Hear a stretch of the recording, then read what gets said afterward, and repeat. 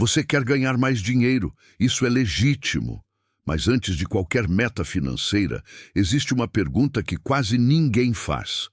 Você sabe qual é o seu modelo interno de dinheiro? Não estou falando do quanto você ganha, nem do que você deseja ganhar. Estou falando da estrutura invisível que governa suas decisões. A maneira como você reage a uma promoção, a forma como se comporta quando recebe um valor inesperado. O tipo de pensamento que surge quando alguém próximo prospera. Essas reações não são aleatórias, elas revelam um padrão. Dinheiro não cria comportamento, ele expõe comportamento. Quando há pouco, você age de um jeito. Quando há muito, você age de outro. E o que determina essa diferença não é o valor na conta, mas o nível de maturidade emocional e estratégica que você desenvolveu ao longo da vida. Pense em duas pessoas que recebem exatamente o mesmo aumento salarial. A primeira organiza as finanças, investe parte, ajusta metas e mantém o padrão de vida estável por um tempo. A segunda assume novos compromissos, aumenta gastos fixos, troca de carro, eleva o estilo de consumo e, meses depois, sente novamente a pressão financeira. O salário aumentou, a sensação de sufoco permaneceu. Isso não é falta de inteligência, é repetição de modelo. Modelo de dinheiro é o conjunto de crenças, medos, expectativas e hábitos que você internalizou sobre prosperidade. Ele começa a se formar cedo, antes mesmo de você entender o que é orçamento. Ele é moldado pela maneira como sua família lidava com contas, dívidas, oportunidades, investimentos e conflitos financeiros. Talvez você tenha crescido em um ambiente onde dinheiro era assunto proibido. Talvez tenha visto discussões constantes. Talvez tenha aprendido que estabilidade é mais importante que crescimento. Talvez tenha ouvido que quem enriquece perde valores. Essas mensagens se instalam silenciosamente. E mesmo que você hoje tenha acesso a livros, cursos e informações sofisticadas, seu comportamento real ainda pode estar sendo guiado por um modelo antigo, construído quando você nem tinha autonomia para escolher. O problema não é ter um modelo. Todos temos. O problema é não saber qual é o seu. Existem pessoas que vivem em permanente modo de sobrevivência, mesmo quando já não estão mais em risco real.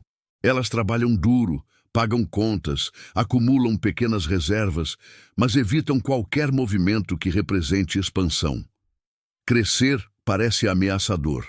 A estabilidade vira zona de conforto absoluta. Outras vivem em modo de euforia. São movidas por oportunidades, entusiasmo e desejo de crescimento rápido. Investem antes de estudar, confiam antes de analisar, assumem compromissos sem calcular impacto, crescem rápido, perdem rápido, recomeçam com a mesma energia. Há quem opere pelo medo de perder. Essas pessoas não toleram volatilidade. A simples ideia de variação gera ansiedade. Preferem retorno baixo e previsível a qualquer possibilidade de oscilação. Segurança se torna prioridade absoluta, mesmo que isso limite crescimento estrutural. Existe também o padrão da compensação emocional. Nesse modelo, dinheiro serve como ferramenta para aliviar frustração. Compra-se para aliviar tensão. Gasta-se para celebrar conquistas. Consumo se torna regulador de humor. O saldo da conta acompanha o estado emocional. Nenhum desses modelos é errado moralmente. Eles são compreensíveis. Foram desenvolvidos como formas de adaptação. O problema é que o que protegeu você no passado pode estar limitando você no presente. Descobrir seu modelo exige honestidade brutal. Não é sobre o que você diz acreditar, é sobre o que você faz repetidamente. Vamos aprofundar isso. Quando você recebe uma oportunidade que exige exposição, por exemplo, negociar aumento, abrir um negócio, investir em algo novo, qual é seu primeiro pensamento? Ele tende a ser técnico ou emocional? Você pensa em riscos concretos ou em medo abstrato? Quando você vê alguém prosperando, sua reação é curiosidade ou crítica? Você busca aprender ou busca justificar por que aquilo não funciona? Quando você passa por dificuldade financeira, você entra em modo estratégico ou em modo reativo? Organiza, ajusta e executa? Ou paralisa, evita e adia decisões? Essas respostas desenham seu mapa interno. Morgan Housel, em A Psicologia Financeira, explica que o sucesso financeiro raramente depende de fórmulas complexas. Ele depende de comportamento consistente ao longo do tempo. E comportamento é reflexo direto do modelo mental. Harvey Eker fala sobre o termostato financeiro, a ideia de que você tem um nível de conforto com dinheiro. Se ultrapassa esse nível, inconscientemente cria situações para retornar ao padrão conhecido. Isso pode acontecer por meio de gastos impulsivos, investimentos mal estruturados ou decisões emocionais. Robert Kiyosaki, em Pai Rico, Pai Pobre, não fala apenas sobre ativos e passivos. Ele fala sobre mentalidade de construção. Pessoas com modelo construtivo pensam em geração de fluxo contínuo, não apenas em aumento de renda. Elas fazem perguntas diferentes. Elas perguntam: isso gera valor a longo prazo? Isso amplia minha autonomia? Isso me aproxima de estabilidade real? Já modelos reativos perguntam: isso resolve agora? Isso melhora minha sensação imediata? Isso me dá status? Percebe a diferença? Uma decisão financeira nunca é apenas financeira. Ela carrega intenção, crença e expectativa. Se você quer descobrir seu modelo, precisa observar microcomportamentos. Você revisa suas finanças com regularidade ou evita olhar números? Você tem metas claras ou apenas desejos genéricos? Você investe com método ou por impulso? Você consome por necessidade ou por validação? Essas perguntas não servem para gerar culpa. Servem para gerar diagnóstico, e diagnóstico é libertador, porque quando você entende seu padrão, você para de atribuir seus resultados apenas a fatores externos. Você passa a enxergar sua participação ativa. Agora, algo importante: mudar modelo não significa se tornar alguém obcecado por dinheiro. Significa desenvolver maturidade financeira. Maturidade financeira é saber usar recursos com consciência, sem ansiedade exagerada e sem impulsividade. Ela envolve 3 competências básicas: clareza sobre sua realidade atual, capacidade de planejar médio e longo prazo, disciplina para executar decisões repetidamente. Sem essas 3, qualquer aumento de renda será instável. Você pode ganhar mais. Pode até enriquecer momentaneamente, mas manter exige estrutura. Estrutura não é glamour, é hábito. Estrutura é saber quanto você ganha líquido, é conhecer seus gastos fixos e variáveis, é definir percentual de investimento antes de aumentar padrão de consumo, é ter reserva antes de buscar risco maior. Isso parece básico, mas a maioria das pessoas opera no improviso. Improviso gera ansiedade. Ansiedade financeira não nasce da falta de dinheiro apenas. Ela nasce da falta de previsibilidade. Quando você sabe que tem reserva, plano e direção, sua relação com o dinheiro muda. Ele deixa de ser fonte constante de tensão e passa a ser ferramenta estratégica. Mas aqui está um ponto que poucos discutem. Modelo de dinheiro também envolve identidade. Se você se enxerga como alguém que sempre teve dificuldade, você pode inconscientemente manter essa narrativa. Se você acredita que não nasceu para negócios, evitará oportunidades mesmo tendo capacidade. Identidade limita mais que circunstância. Você pode estudar finanças por anos. Se sua identidade interna não acompanha, você não executa. Por isso, mudança de modelo envolve mudança de narrativa interna. Não é sobre repetir afirmações vazias. É sobre agir de maneira coerente com a identidade que deseja construir. Se você quer se tornar uma pessoa financeiramente madura, precisa começar a tomar decisões como tal, mesmo antes de se sentir totalmente confortável. Pequenas decisões consistentes criam nova identidade. Guardar uma parte fixa da renda todos os meses cria disciplina. Estudar investimentos por 30 minutos por dia cria segurança. Revisar metas trimestralmente cria direção. Esses hábitos parecem simples, mas reprogramam padrão. Agora, uma pergunta direta. Você está construindo patrimônio ou apenas sustentando o padrão de vida? Existe diferença. Sustentar padrão é manter aparência. Construir patrimônio é criar autonomia. Autonomia significa poder escolher. Escolher onde trabalhar, escolher quanto trabalhar, escolher com quem se associar. Prosperidade saudável não é ostentação, é liberdade estratégica.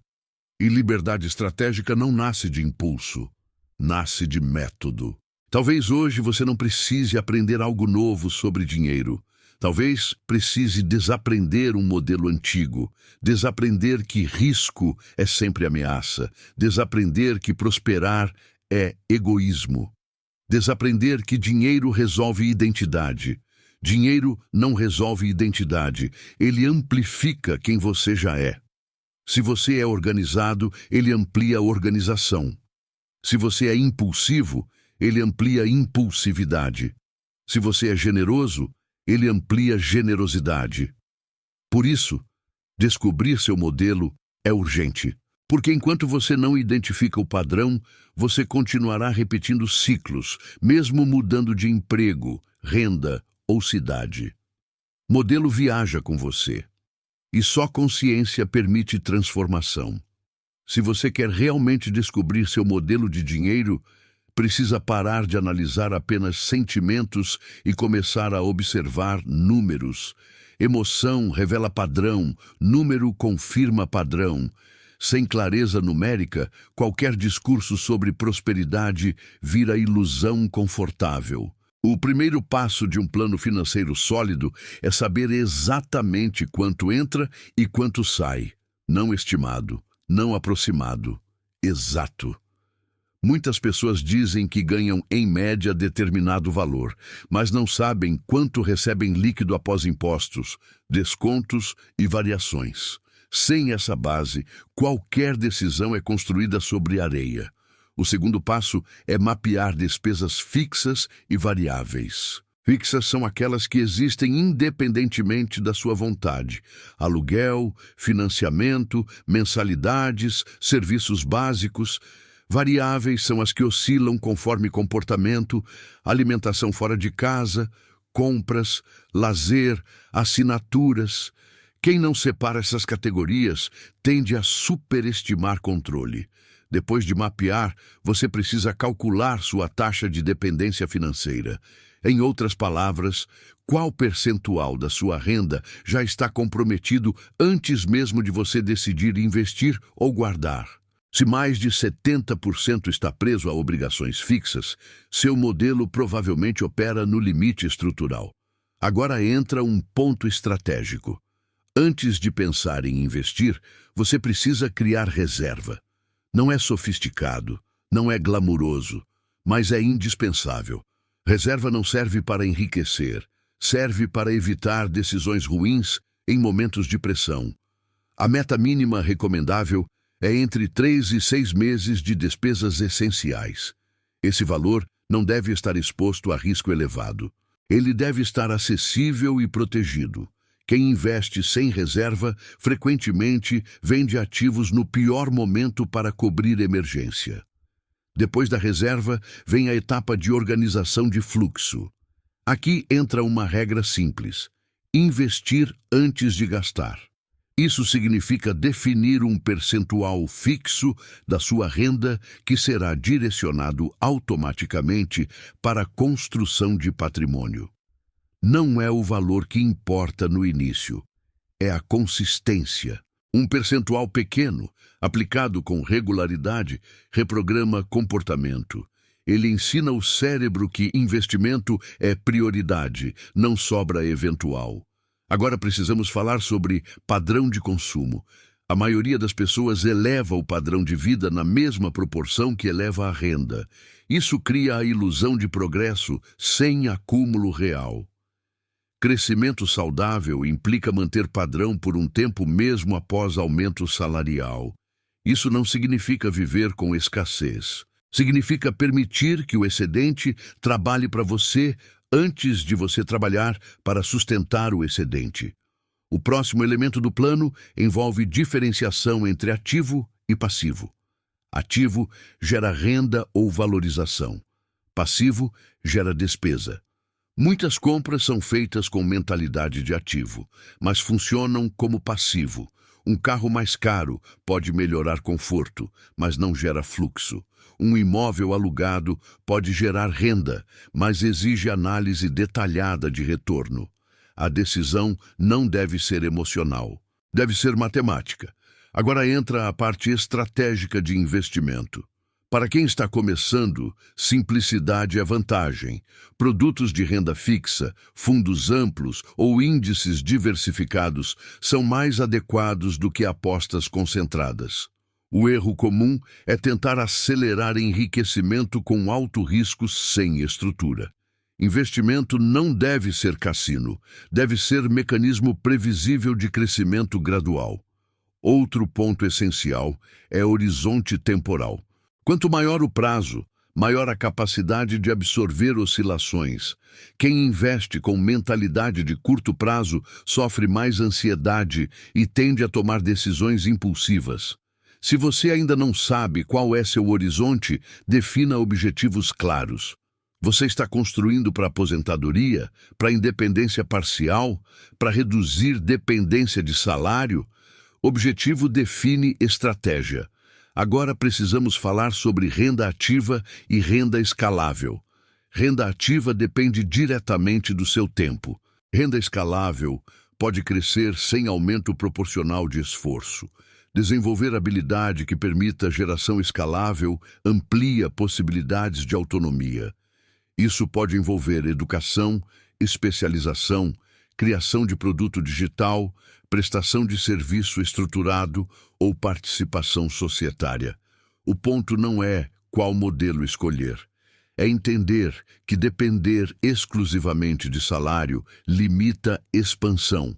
Outro aspecto pouco discutido é custo invisível de decisão impulsiva. Cada dívida assumida compromete renda futura. Cada parcela reduz liberdade de escolha. Antes de assumir financiamento longo, calcule não apenas a parcela, mas a perda de flexibilidade.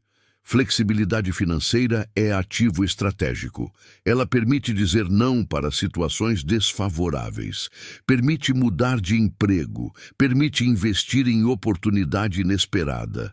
Agora vamos integrar comportamento com plano. Se você é impulsiva, estabeleça regra de compra consciente. Qualquer valor acima de determinado limite exige 48 horas de reflexão. Isso reduz decisões emocionais. Se você evita olhar números, crie ritual semanal fixo de revisão financeira. Dia e horário definidos. Sem negociação interna. Se você é excessivamente conservadora, determine pequeno percentual para investimento com maior retorno potencial. Isso amplia a tolerância ao risco de forma controlada. Plano financeiro não é estático. Ele deve ser revisado periodicamente. Metas mudam, renda muda, cenário muda. Quem não revisa, acumula distorção. Outra variável importante é seguro. Proteção de patrimônio e renda é parte do plano. Seguro adequado reduz impacto de eventos imprevistos e evita destruição de reserva construída. Também é fundamental eliminar dívidas de alto custo antes de investir com expectativa de retorno inferior aos juros pagos. Priorizar quitação estratégica gera retorno garantido. Agora, um ponto que exige maturidade. Comparação é destrutiva. Cada pessoa tem ponto de partida diferente. Seu plano deve ser personalizado à sua realidade, não baseado na performance de terceiros. Modelo saudável é aquele que equilibra crescimento com estabilidade emocional. Se seu investimento tira seu sono, talvez esteja desalinhado com sua tolerância. Se sua estabilidade está impedindo qualquer crescimento, talvez esteja supervalorizando segurança. Plano financeiro não é fórmula universal. É engenharia pessoal. Você precisa responder 3 perguntas com precisão. Quanto eu preciso para viver com dignidade? Quanto eu preciso para viver com autonomia? Quanto eu preciso para viver com liberdade? Esses números orientam decisões. Agora vamos consolidar a estrutura básica. Primeiro, diagnóstico financeiro completo. Segundo, reserva estratégica. Terceiro, investimento automático e consistente. Quarto, revisão periódica. Quinto, desenvolvimento de renda escalável. Esse ciclo, repetido ao longo de anos, transforma padrão. Mas lembre-se, plano sem execução é teoria elegante. Execução sem disciplina é entusiasmo temporário. Disciplina não é motivação. É compromisso com visão de longo prazo. Se você quer mudar seu modelo de dinheiro, não espere grande evento. Comece com decisão pequena e repetida. Decisão pequena cria confiança. Confiança cria expansão. Prosperidade equilibrada é construída em silêncio. E quando você constrói com método, o dinheiro deixa de ser fonte de ansiedade e passa a ser ferramenta de estratégia. Se este conteúdo trouxe clareza prática para você, deixe seu like para que ele alcance outras pessoas que também precisam de estrutura, não apenas inspiração. Se você quer continuar aprofundando mentalidade financeira com aplicação real e maturidade estratégica, inscreva-se no canal e ative as notificações. E compartilhe com alguém que precisa entender que prosperidade não começa no valor que entra, começa na forma como você organiza o que já tem.